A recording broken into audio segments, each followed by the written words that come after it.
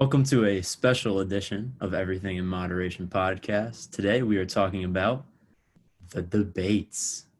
Um, they're happening tonight, and I created a little overview so that we could go over and talk about it in the next 30 or so minutes before it's showtime. So first things first things first. There are a couple topics that Chris Wallace, the mediator, is gonna discuss and question the two candidates. Trump and Biden records, the Supreme Court, COVID, economy, race and violence in cities, and the integrity of the election.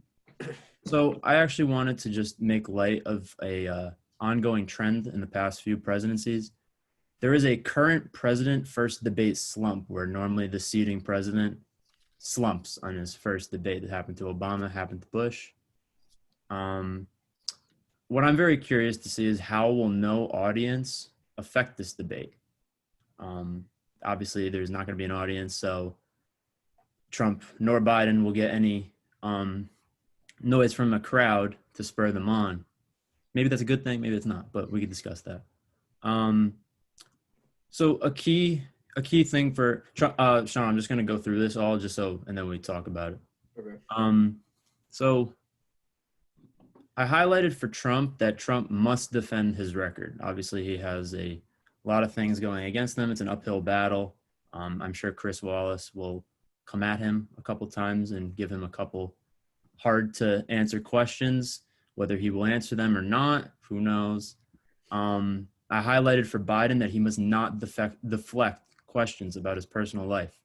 The guy who has another controversy in his personal life.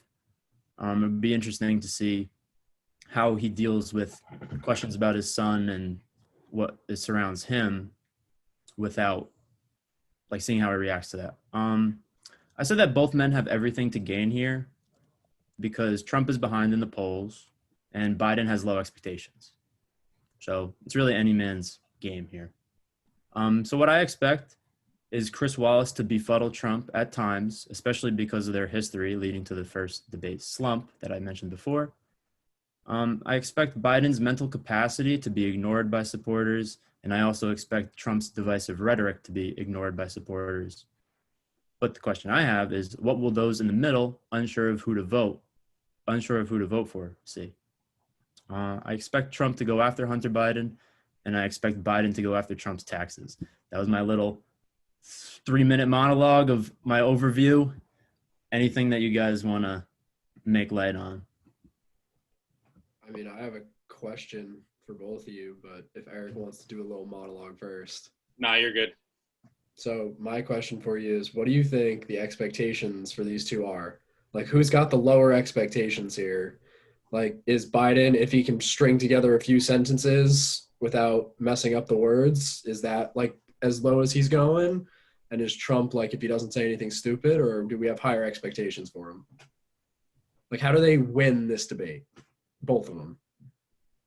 I don't really see it as someone can like win the debate because I feel like this is like the most divisive election like I've ever seen. So pretty much everyone already knows who they're going to vote for. I don't know how many people are really like undecided at this point, but I don't know. I guess for Biden, my expectation, like I just want to see if he can like stand there for a couple hours and like have like a conversation with someone. I don't know if he can do that. I haven't really like watched him like speak for that long. And also, I want to see if Trump can answer a single direct question without deflecting or pivoting. Yeah, I would agree with what Eric said. I think that this is a big thing for Biden's mental state, and Trump. This is a serious setting, and Trump is never really serious. So, I mean, hey, at the very least, we'll get some good entertainment, but hopefully we get some sort of thing. I kind of hope that we hear more about Biden's like economic policies and stuff because that's obviously one of the topics. I feel like I know nothing about Biden's economic policies, and I feel like I just don't. I feel like they're not really readily available or clear, or maybe I haven't looked. Maybe who knows? I think they're on his website. They're on his website. Yeah. They like it's weird though because he hasn't like I mean, obviously because of COVID, there hasn't been a traditional like campaign. But I don't know. I kind of would have appreciated if Biden like talked about it more. Yeah. I don't know. I feel like he hasn't. I feel like it's in writing, but like I don't know. I feel like no candidates ever talk policies, which I hate. I wish they would. I don't I- understand. I- I don't understand why it's just not all policy because most of the time they spend bashing the other person, which is just not constructive. Exactly. I hope the debate is policy, but it doesn't seem likely. Well, I saw they're going to talk about the Supreme Court on there, which has to mean Barrett as his candidate. What do you mean? Let's think about his candidate. I think that it's going to be more should he even be able to nominate someone rather than who the candidate is. I think that whoever it is, whoever Trump nominates, the Democrats and Biden are pretty much going to be against. I mean, I think he should nominate someone. I dislike the person he nominated. Why is that? Well, I think he should nominate someone because the Supreme Court's supposed to start back up before the elections and everything. So we can't have a bench that can split 4-4. You got to fill that bench seat. Doesn't matter if it could be 2 days before the election, and I'd still say he has to fill it. It's 5-3 right now. I mean, like, yeah, but technically they Well, can yeah. split. So I want that deciding vote on the Supreme Court. I feel like you need that. I don't like his candidate that he put up because I feel that I don't know. I think she's way too conservative. Like, I think it's great that you have a big conservative, but if you're going to have a big conservative on there, you need to have a big liberal too. You can't have one and not the other. Who's the big liberal in the Supreme Court? It was Ruth Bader Ginsburg, but She wasn't that liberal.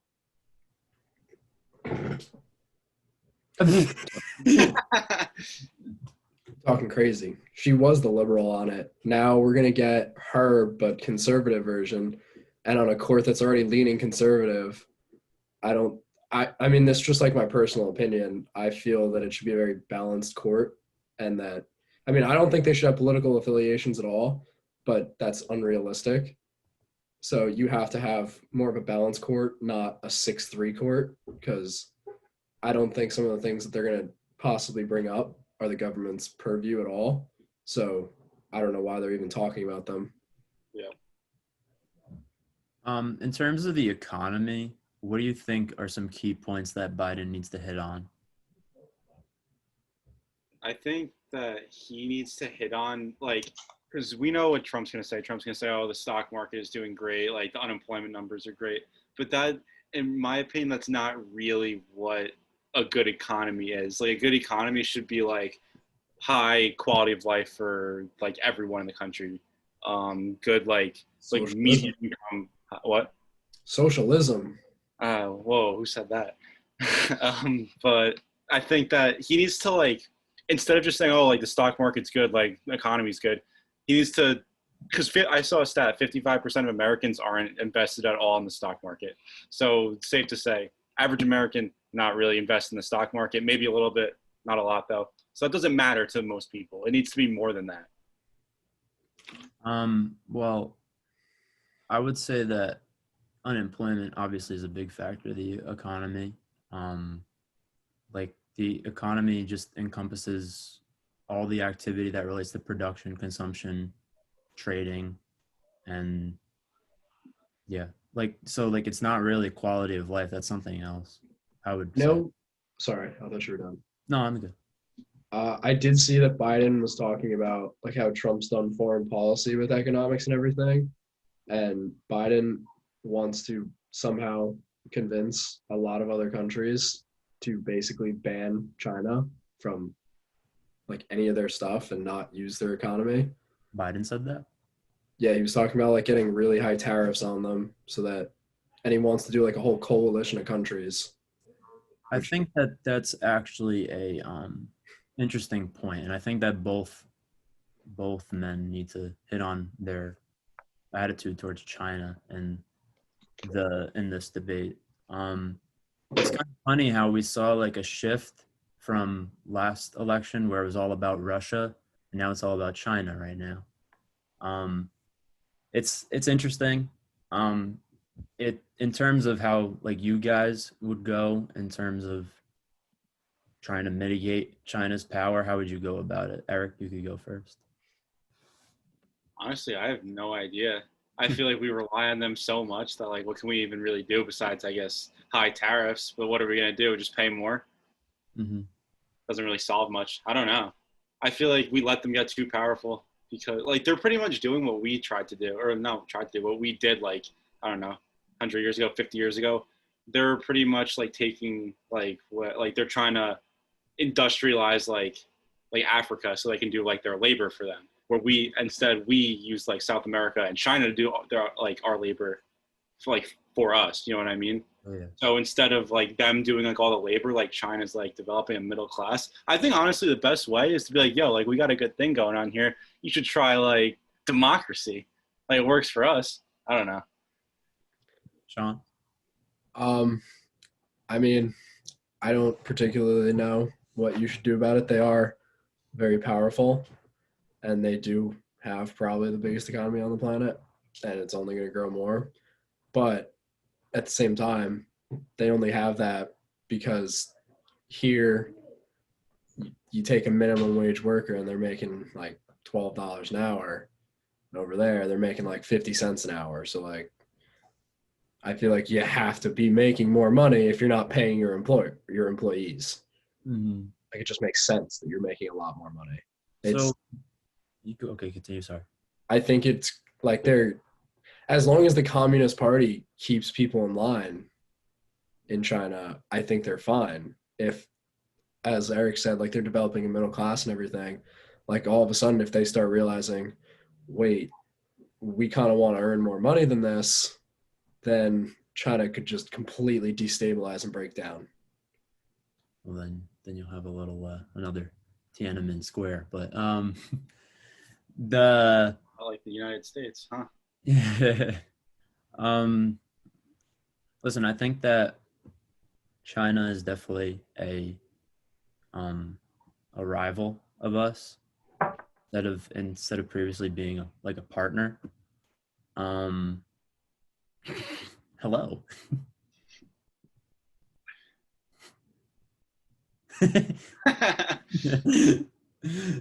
Some person just walked into Sean's room. I That's his room. gave a freshman my car, and he just got back, and he wants to have a ride back to campus. Confused. But yeah, so China as a rival, and maybe even as a threat at this point, but it's there's just a lot of like controversy going around them. I actually think that forming like tariffs and just trying to get like all the American companies that pay for labor, that outsource their labor there. I think that like the high tariffs and maybe some other policies attached to it and trade embargoes and stuff like that could actually help the American economy, because then like, Nike can't be producing in a sweatshop for 50 cents an hour, like you said. And rather they be doing it here, which creates more jobs here, which in turn better economy. Profit. Yes, it would be less of a profit because they would have to spend more. What was that, Eric? I said, God forbid they only make $80 billion this year instead of $70 billion. That's always a weird thing that I noticed. I feel like I would probably support more American made goods because it supports the American workers. And I mean, I'm not really too well read on the topic, but I'm sure that having low unemployment, obviously good for the economy, good for the stock market. So how would having Nike, like Nike as an example, come back here and do their main production here, how would that like affect the market and everything else around it? I think they would just automate everything, or at least try to. It would make automation come quicker. Mm-hmm. Problem. I don't know how to handle that. EMPs. Let's see what else we got. In terms of the race and violence in cities, what do we think that's important what's an important thing that Trump has to hit on for here? I feel like Repeat that. I didn't hear it. So one of the topics is race and violence in cities. Okay. What does Trump have to do to quote unquote win that topic? Okay. Go ahead, Eric. I think he needs to maybe show like empathy instead of just saying like, oh, law and order, you do this, 10 years in prison, you protest 10 years, whatever. I think that instead of doing that, it needs to be like, I understand why you're protesting. And like, instead of just protesting, what are solutions? Like, you know what I mean? Like instead of just yelling about how they're not using American values or something stupid like that, he needs to actually show them that they understands like that they are protesting for something like that actually means something. Sean? I mean, before I saw this thing I saw like a reaction of Trump finding out about Ruth Bader Ginsburg, and I was actually kind of shocked at his reaction. He actually seemed like a human being. So like before that, I would have said there's no way he says anything like that, but I think there's a better chance that he does. I'm not going to say that he's going to do it. He might just say, I'm going to toss tear gas at you instead, but Probably what's going to happen. It's very interesting how, like, you know, he's not the so-called presidential speaker, but whenever he does say something that's just like, you know, a regular human being would say, immediately labeled presidential. You know, I watched earlier George Bush announcing when Obama won. And it was funny because under like in the comment section, everyone was like begrudging how like bad like George Bush was as a speaker. He wasn't as presidential, but then they're like, wow, look at right now. This is neither of these guys. I just don't understand how we can have these are the two best people in America. I don't know. That doesn't make sense to me. It really doesn't. I mean, I think that, listen, so like Trump was there, you know, Trump beat Hillary and that's why he's here now. But why is Biden here? That's what I'm wondering. Like of all the DNC, all the Democratic candidates, they picked arguably one of the weakest ones. But I mean, I guess that there must be a reason for that. But We don't want to go down the conspiracy theory rabbit hole. no, I'm not. I'm just saying it's just like it's just strange that, like, you know, there was stronger. Like, I mean, look, listen, I disagree with Bernie Sanders a lot, but at least he showed that, like, he kind of cares for the American people and, like, you actually kind of believed him. You know, he just seemed like a guy that wanted to help. So, like, I respect that. But, yeah, Biden was just, like, it was just really, really freaky. You know, Andrew Yang was up there, wasn't really allowed time to speak. What was it? Tulsi, yeah. I like Tulsi. But yeah, they were, I don't know. It's very weird. The Democratic Party is a very strange entity. They just don't want to change anything. That's just what it comes down to. They know either Trump wins, Biden wins, nothing changes. So whatever. Yeah. That's what that thing I sent you yesterday with Putin. Putin was like, he says, you know, presidents change, but policy stays the same. And I'm like, wow. It's kind of funny how, like, you get a more apt description of our government from someone who doesn't live here. Like Trump keeps saying Joe Biden's radical left. Like, God damn, I wish Joe Biden was radical left. Maybe something would fucking change. I wish so many people would vote for him if he was radical left. I'm not gonna lie. I think the DNC, like I originally thought Biden was a bad choice, and like I'm not saying he's a good choice, but I think that they picked a good candidate in the sense that he can beat Trump. Like, why do you say that? because I think if they'd put up someone that didn't have experience, it wouldn't have been as good. I mean, not to say that being the vice president means you know how to be the president. I don't think it does. But he does have experience in the Oval Office. And I don't know. Like, I feel like Joe's better on the, like, social issues. I had a mind fart there. He's better on the social issues. So, like, in a time where it's big social issues and he's like capitalized on bashing Trump for how he responded to Corona. Like, I think that they picked a good candidate because he can beat Trump. Mm-hmm. I think that you made a good point there. I would probably say that what you said was interesting, but I would actually go like with the recognizable name factor. Um, like everyone kind of knows who Joe Biden is, even before, he was the nominee. But like, you have like a Tulsi or Andrew Yang come up, like people actually have to research and people don't like that. So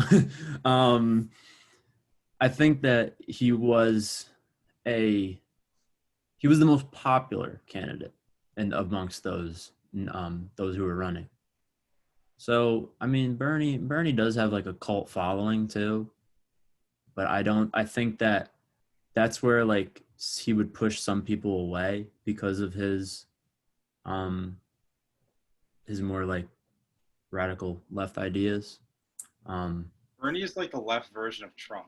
He's got his little cult following. He's pretty far left. Like Trump's pretty far right. Got his cult following. I think that would have been that would have been an absolutely epic debate. Yeah, because it's more right now what you have is more like a, 25 clicks right, and then you have like 10 clicks left for Joe Biden. It's not, whereas Bernie was 25, but I wouldn't even consider Biden left. Biden's just right in the middle. yeah. He has influence on the left though, so I'll give you that. He has people. I mean, what you said in like a previous podcast, you said that Joe has like a good people around him. I think that that's really important for him. But at the end of the day, the debates is him versus Trump, not his people versus Trump. It's not like that. It's not obviously that's what the election comes down to, but the debates is what, people who aren't like understanding too much of like what like the people that they delegate work to do. It's just kind of like, oh, Trump does everything, Biden does everything, Yeah. versa. I think that that's an interesting thing too, because I mean, when you look at the people that Trump has surrounding him, It's just yes, man. yeah, I think so. Any closing thoughts, gentlemen? And like, what do you guys expect to see go down today? Well, my closing thought before I talk about what's going on today is like you guys were just saying about how Joe, love that we are calling him Joe. Absolutely love it. We're on a first name basis. So Joe has good people around him, and I'm not gonna lie, I'm a little excited to see the vice presidential debate. I might actually watch it this time Oh yeah, that's actually a good point. because like she's supposedly being groomed to take over for him if he like drops out in the middle of his term or something. So she's low key a little bit of a presidential candidate besides being vice presidential. So I'd like to see how she handles Mike Pence. Is that today or another day? No, it's another day. I don't know when it is. Okay. Eric? Well, what I expect to see tonight is Joe Biden getting very flustered when pushed by Trump. I see Trump not answering a single question like he always does. More of the same. I don't know if Biden's gonna be like mentally there. I don't know. That's what I'm watching for. I have no idea. No idea. I think that that's going to be very telling for us because, we see those little gaffes, on YouTube and stuff. And, we've even shown like some here. But again, that's just one isolated moment. We have to see how he does speaking for an hour. I don't know how long this debate is, but like a couple hours. I mean, I the just man want to couldn't point out- say the Pledge of Allegiance properly. What happened? Mm-hmm. He got the Pledge of Allegiance wrong. Really? I only saw that out of context. I don't think he was saying the Pledge of Allegiance. I think he was just like, you know what I mean? Like using like the language. I don't know. But I've also seen clips of Trump doing like having the same kind of things, but no one cares about that. They're Listen, both old as They're fuck. both old, yeah. Like, Give us a young candidate. I agree completely. It's you look abroad and most presidents or prime ministers in other countries fairly young, fairly on the younger side. Like, listen, so Vladimir Putin been around forever. How old do you think he is? Maybe 50. I was gonna say 60. He's 67. Yeah. His first presidential term was in 1999. Damn. Damn. Was it? It was 1999, or was it? Yeah, 1999. Yeah. So he's been around forever, and he is still not even in the same decade as the two men that are running here. So that's just unbelievable. But listen, I think that. Do you think that's going to change? I think it's about to change. Maybe probably after this election cycle, maybe the one after, but it's changing. I sure hope. People want younger candidates, and not just in the presidency, also in like the Senate and the House. People want to see people that are more like them than the older generation. These